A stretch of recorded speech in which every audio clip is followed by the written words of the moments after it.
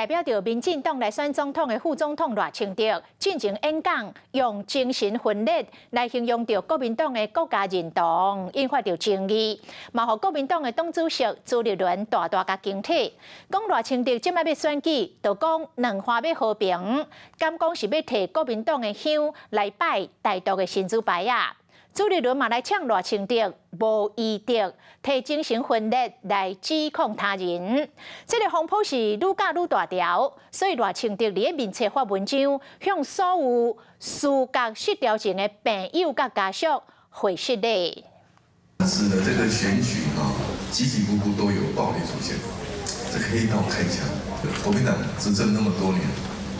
这个政治变成这个暴力的政治，就像高血压一样。国民党的国家认同我说这个像精神病、精神分裂一样。现在要来选举，就说要和平，两岸要和平，你要拿国民党的香，要来拜你民进党的神主牌吗？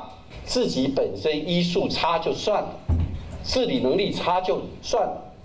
你不能没有医德的用精神分裂来指控别人。医师出身的民进党主席赖清德批评国民党的国家认同是精神分裂，过2天赖清德回失了啊。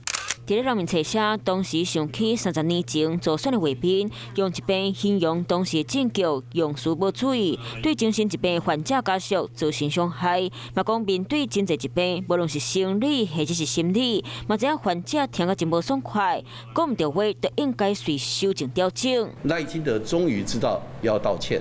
我们对于社会有任何疾病的朋友，不能用轻易的用这样的名词来对待他们。国民党绝对不会这样使用。国民党主席朱立伦批评对手，就是为着要选举，才雄雄行向对拜。不过，代表国民党出战总统的人选，也唔知赖清德嘛面前拼战，伊信赖台湾自由会上尾一站，就选伫咧故乡新北市，预计伫咧6月2日成立新北分会，来到校友记的本命区。那里两边随时间地点哪来哪竞争，选战会有3发展，毛民众拢真好。有事没事赶紧转开华视，还没有订阅华视的 YouTube 频道吗？赶紧按赞、订阅、开启小铃铛，我们华视 YouTube 见。